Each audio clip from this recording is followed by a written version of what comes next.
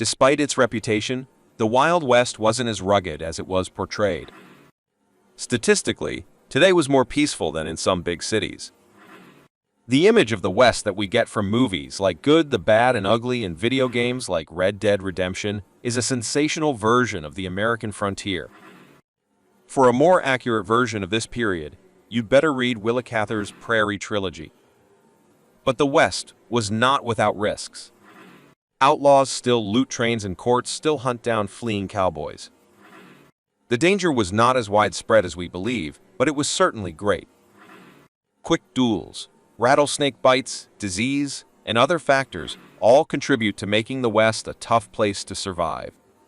Even sex in the Old West can be dangerous. Everyone's definition of the Old West is a little different. Some consider this period to be a narrow period from 1865 to 1895, while others say it extends from the early 19th century to 1916, when the last stagecoach robbery took place. Similarly, the geographic Western could refer to anywhere west of the Mississippi River or, more specifically, the desert region of the Southwest, depending on who you ask. Many settlers traveled west along the Oregon Trail as part of their lives. With that much experience, it's not hard to get into the Old West mentality. As you ponder the risks that might have ended your Wild West story, think of dusty roads, thirsty horses, six-shooters, and coyotes. Remember to hit that subscribe button and like the video if you're loving the content. Your support means the world to us. You disappeared one day, never to be seen again. Perhaps you followed in the footsteps of Charles Earl Hisball, perhaps the most successful cowboy of the Old West. Bowles, also known as Black Bart, stopped a total of 28 stagecoaches without getting caught. He had a reputation as a gentleman who would empty the safes but never extort money from passengers. There was also a report that he left a poem. When he was finally arrested, he spent 4 years in San Quentin. After his release, Mr. Bowles was asked if he would go back to his old ways. He replied, "No, it's over, folks." After his release, Black Bart cleaned his hotel room and disappeared west into mythology. You were part of the trigger-happy team. If you were a member of the Earp family, you would stand shoulder to shoulder with his brother Wyatt, who implicated you in one of the most infamous cases in Western history. The boys of Earp ran the town of Tombstone, but eventually it was inevitable that they would run into trouble with the Clanton-McClory gang, a group of cattlemen living outside the town. On October 26, 1881, tensions at the OK Ranch reached their peak. When the quarrel began, the two factions met in a clearing behind the enclosure. It's unclear who pulled the first trigger, but 3 people died within 30 seconds. The surviving crew of the Clanton-McClory made their way to the mountains. Went out in shoes during a duel on an express train. As is often the case in Westerns, quick duels were an impossibility in the Old West. Truth be told, cinematic duels tugging at the waist of 2 men walking a dusty road with an earl were a rarity in the Old West. For the most part, these were quick, clumsy incidents that occurred while both were crouching and hiding. Moreover, they are seldom the result of challenges and cold agreements. Usually these were drunken trials, the result of boredom and alcohol rather than honor. Wyatt Earp, one of the West's most prominent lawyers, sums it up in his autobiography, "The most important lesson I've learned is the winner. Usually the one who takes the time. You lived a dangerous life, but you suffered an aneurysm." Wild Bill and Jesse James met their abrupt and untimely demise, but they could have become legends like Kit Carson. Relentlessly pushing boundaries, Carson embodied the calm, disciplined courage young people of his time wanted. Few guys are luckier than Kit Carson. Born in 1809, he has defied fate more than a dozen times, dueling his fellow trappers, crossing the Mojave River and surviving snowstorms in the Rocky Mountains. In 1844, Carson was appointed by John C. Fremont during the expedition clashed with Native Americans. Fremont later wrote, "Carson may be regarded as one of the most daring men." So full of daring. 2 men in the wild desert chasing a band of unknown Indians day and night in an unknown mountain canyon. and attack them. Don't count, just look and kill them in no time. However, his life on the frontier exhausted him, and by 1868, his health was deteriorating. A seventh child was born in the same year. 2 weeks later, however, his wife Josepha died of complications at birth. The loss seemed to crush Carson's will to live, and he died a month later when an aneurysm in his trachea ruptured. You got kicked in the head by a horse. Most of the legends of the Wild West earned their fame through horseback riding and a moment or two of peril pervasive in everyday life. Bill Pickett had to deal with the impossible more or less every day.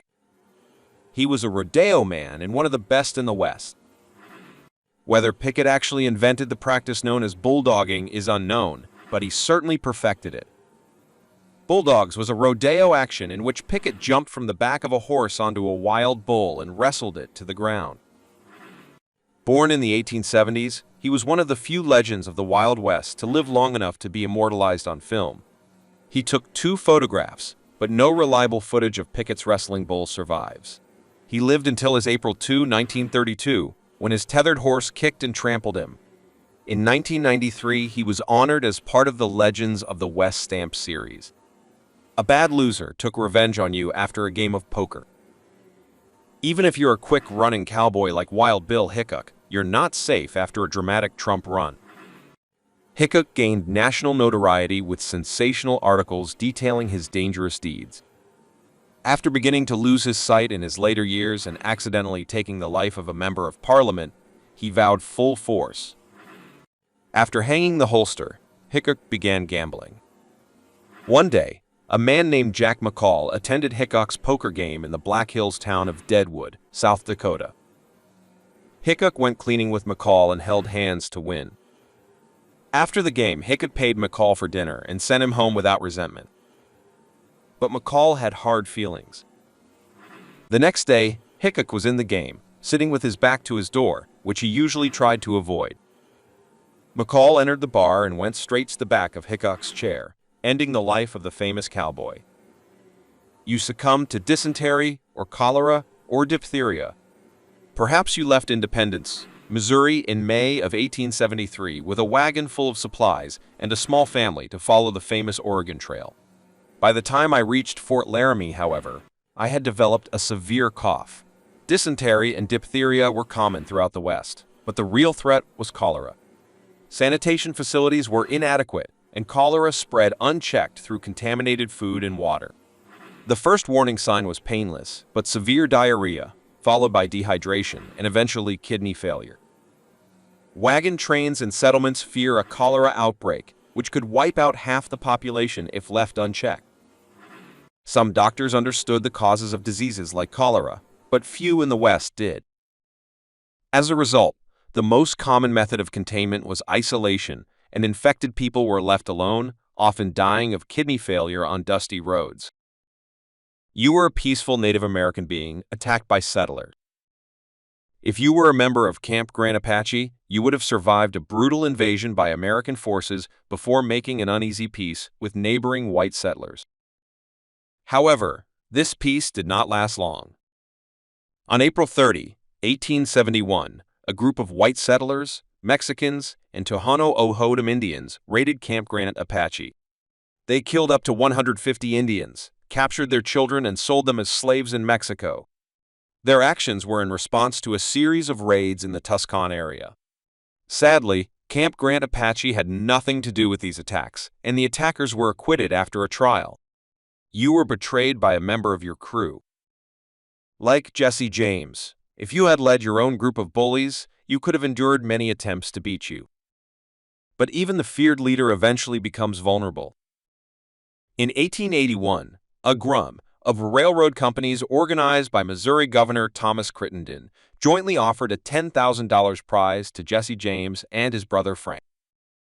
It proved too tempting for Robert Ford, who had grown close to James in recent months, and Ford's brother Charlie was also part of the team, but the prize money and the prospect of a pardon for past misdeeds proved too tempting. Turned out to be relevant. Jesse James trusted the Ford brothers and invited them to move into their home in St. Joseph, Missouri. Frightened by James's legendary reflexes, the brothers waited until he took off his coat and put his holster aside. In doing so, Robert Ford ended James' life. The Ford brothers were pardoned and eventually got the money from the railroad company. You went to the gallows as punishment for your sin. Maybe you were just a common thug who was arrested after a failed train robbery. They were eventually taken into custody, awaiting sentencing. Hanging was actually one of the most benevolent words in the Old West. The purpose of hanging was to break the culprit's neck by the force of the fall, thereby permitting immediate and relatively painless execution. It wasn't always like this. Well fed in prison, Tom Blackjack Ketchum grew to about 200 pounds by the time he was put on the gallows. The last time they dropped him, the rope was so tight that his head was completely separated from his body. Doctors put Ketchum's head back in place before the funeral.